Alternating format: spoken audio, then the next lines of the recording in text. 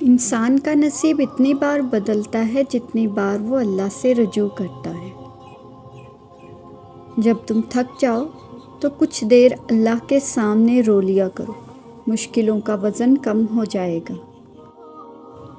یہ آپ کا تہجد پڑھنے کا خیال آنا بے وجہ تو نہیں، آخر کچھ تو ہے جو ممکن ہونا ہے۔ ایمان والوں کی خاص صفت وہ اپنی نمازوں کی فکر کرتے ہیں۔ ہر لذت کی انتہا بیزاری ہے سوائے اللہ کی محبت سے، وہ جتنی کی جائے اتنی بڑھتی ہے۔ ساتویں آسمان پر رہنے والا رب ہمارا دکھ ہمارے ساتھ رہنے والوں سے بہتر جانتا ہے۔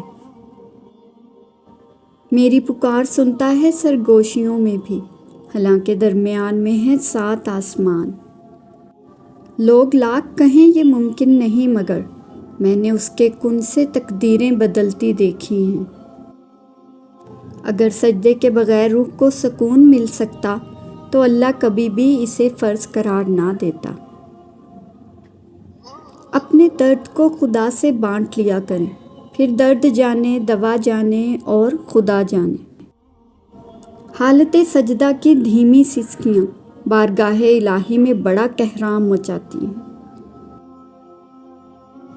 ان کے دل ہمیشہ روشن رہتے ہیں جن کی زبانیں اللہ پاک کے ذکر سے تر رہتی ہیں۔ قبر کے باہر یا قبر کے اندر کسی ایک جگہ تو مشقت اٹھانی پڑے گی۔ زندگی میں ایک ایسا شخص ضرور ہونا چاہیے جو حال پوچھے تو اسے سچ بتایا جا سکے۔ کہیں خوف ہے کہ اللہ دیکھ رہا ہے تو کہیں اطمینان کہ اللہ دیکھ رہا ہے۔ دروازے ممکن کے بند ہوئے ہیں، اللہ کے در کے نہیں۔ تقویٰ تو یہ ہے کہ تیرا خدا تجھے وہاں نہ پائے جہاں اس نے منع کیا ہے۔ پرسکون رہنا نفس کی سب سے بڑی کامیابی ہے۔ انسان کی سب سے بڑی ضرورت سکون ہے اور وہ بس اللہ کی یاد میں ہے۔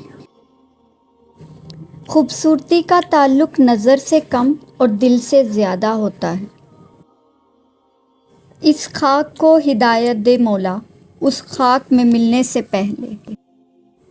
انسان زندگی میں میسر ہر شے کی کمی کے ساتھ ایڈجسٹمنٹ کر سکتا ہے، مگر دینے والا اگر محبت یا عزت میں ذرا سی بھی کمی کر دے تو وہ ناقابل برداشت ہوتی ہے۔ بہترین صبر وہ ہے جس میں لوگوں سے شکایات نہیں کی جاتی۔ لوٹ جاؤ اپنے رب کی طرف اور کہو میں بھٹک گیا تھا۔ دوست، کتاب، راستہ اور سوچ اگر غلط ہوں تو گمراہ کر دیتے ہیں۔ زندگی اتنی مصروف بنا لو کہ دوسروں کے عیب دیکھنے کا وقت ہی نہ ملے۔ ایک طرف لمبی امیدیں اور ایک طرف کل نفس ذائقۃ الموت۔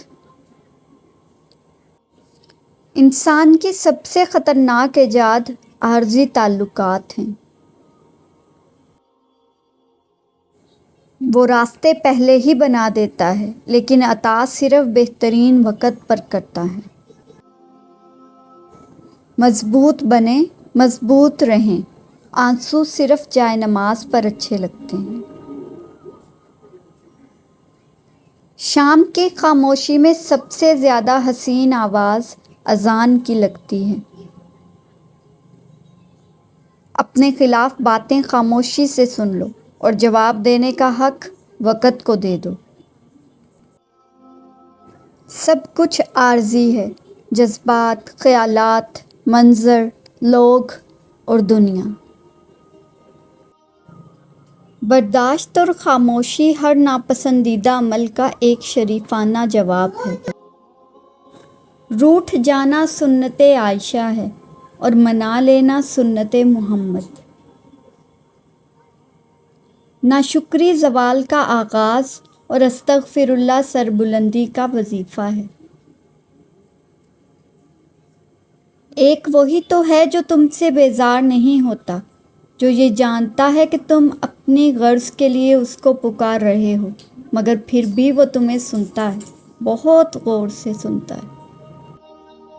یا اللہ، ہمارے دلوں کو بھی قرآن پاک کی روشنی سے منور کر دے۔ زندگی تب مشکل ہو جاتی ہے جب آپ جینا نہ چاہو مگر جینا پڑے۔